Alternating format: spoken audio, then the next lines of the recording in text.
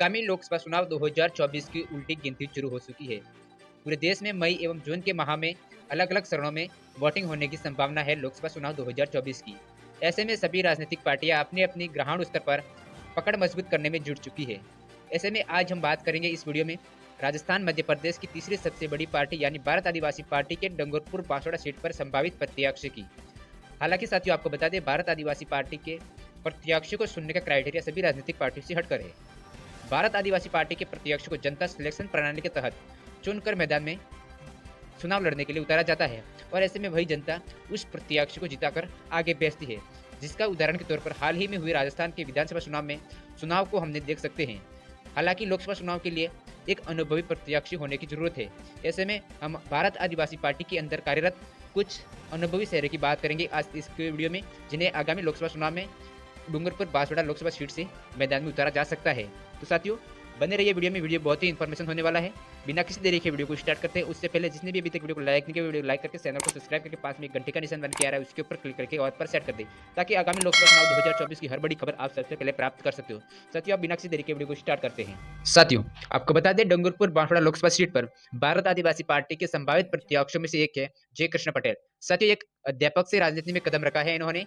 इनको 2023 के विधानसभा चुनाव में आदिवासी सिलेक्शन प्रणाली ने बागीदोरा विधानसभा क्षेत्र से उम्मीदवार घोषित किया और इन्होंने भारत आदिवासी पार्टी के बैनर तले चुनाव लड़ते हुए बीजेपी एवं कांग्रेस जैसी राष्ट्रीय स्तर पार्टियों की मुश्किलें बढ़ा दी और चुनाव परिणामों में इन्हें करीब 60,387 मत प्राप्त हुए और वहां उन्होंने नंबर 2 की पोजीशन प्राप्त की, जिससे क्षेत्र में इनका प्रभाव काफी ज्यादा बढ़ा है।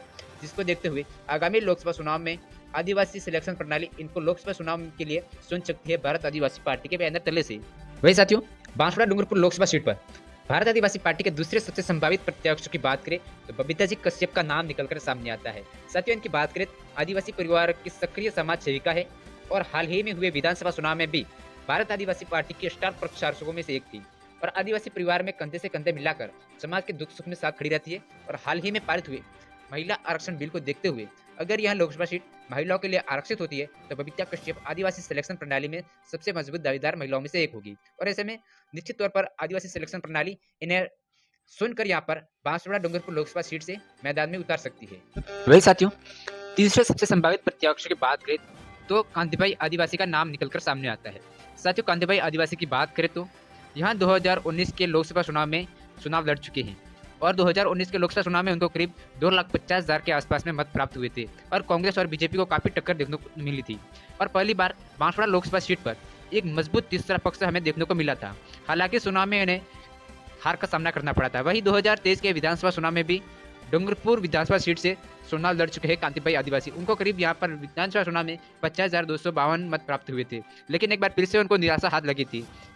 साथियों, राजनीतिक अनुभव को देखते हुए आदिवासी सिलेक्शन प्रणाली कांतिभाई आदिवासी को बांसवाड़ा लोकसभा सीट से यहाँ पर मैदान में उतार सकती है। हालांकि सैलाना विधानसभा सीट से जीते हुए प्रत्याशी कमलेश जी डोडियार का एक बयान निकलकर सामने आया है, जहां पर वो कहते हुए देखने को मिले हैं हमें कि आगामी लोकसभा चुनाव में रतलाम लोकसभा सीट पर भी प्रतापगढ़ से मंगला लीनामा, कांतिभाई आदिवासी और बबीता जी कश्यप के नाम पर भी चर्चा हो रही है। तो अगर वहां पर भी सहमति होती है तो कांतिभाई आदिवासी रतलाम लोकसभा सीट पर भी चुनाव लड़ सकते हैं। तो ऐसे में कहीं ना कहीं कांतिभाई आदिवासी को बांसवाड़ा लोकसभा सीट या फिर रतलाम लोकसभा सीट में से कई एक पर यहाँ पर चुनाव लड़ते हुए हमें देखने को मिल सकते हैं आगामी लोकसभा चुनाव 2024 में। वही साथियों, बात करें डूंगरपुर बांसवाड़ा लोकसभा सीट पर बीएपी के सबसे संभावित चौथे उम्मीदवार की बात करें तो अशोक बिल का नाम निकलकर सामने आता है। साथियों, इनकी बात करें तो 2023 के विधानसभा चुनाव में आदिवासी सिलेक्शन प्रणाली ने इनको कांटोल विधानसभा सीट से मैदान में उतारा।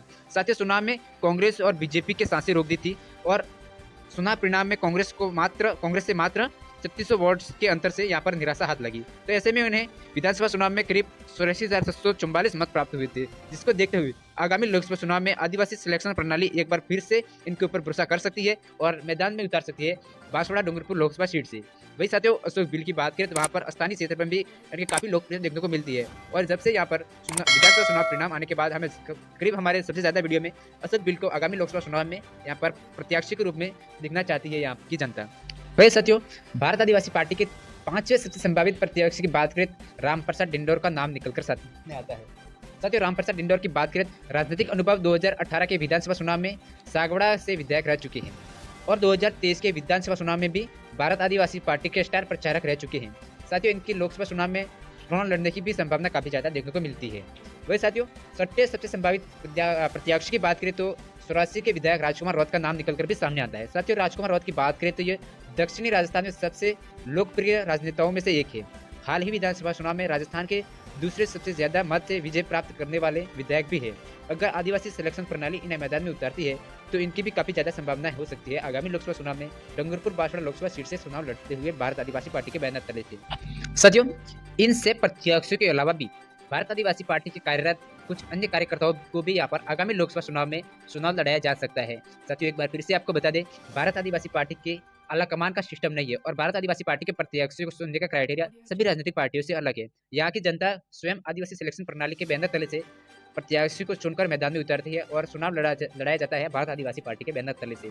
ऐसे में भारत आदिवासी पार्टी के जो प्रत्याशी को चुनने का क्राइटेरिया है वो सबसे अलग है और जिसको देखते हुए भारत आदिवासी पार्टी काफ़ी ज़्यादा चर्चित रहती है और काफ़ी ज़्यादा लोकप्रियता भी हासिल कर चुकी है वर्तमान में यहाँ पर 2023 की विधानसभा चुनाव को देखें तो ऐसे में आपको इन 6 के अलावा किसी अन्य प्रत्याशी का नाम की चर्चा होती है तो हमें कमेंट करके जरूर बताइए। वही साथियों, आपको इन 6 प्रत्याशियों में सबसे ज़्यादा किसकी संभावना लगती है आगामी लोकसभा चुनाव में भारत आदिवासी पार्टी के बैनर तले से चुनाव लड़ सकते हैं, वो हमें कमेंट करके जरूर बताइए। वही साथियों, आपके लोकप्रिय राजनेताओं के बारे में भी हमें कमेंट करें जो कि बांसवाड़ा डूंगरपुर लोकसभा चुनाव सीट से लोकसभा चुनाव लड़ सकते हैं। साथियों, अगर आप भी लोकसभा चुनाव 2024 की हर बड़ी खबर सबसे पहले प्राप्त करना चाहते हैं तो आज ही इसी वक्त इसी वीडियो को लाइक करके चैनल को सब्सक्राइब करके पास में घंटे का निशान बन के आ रहा है उसके ऊपर क्लिक करके ऑल पर सेट कर दें ताकि हमारी हर नई खबर आप सबसे पहले प्राप्त कर सको और आगामी लोकसभा चुनाव की हर बड़ी अपडेट आप सबसे पहले प्राप्त कर सकते हो। साथियों, मिलते हैं एक ऐसे ही वीडियो के साथ। Thanks for watching.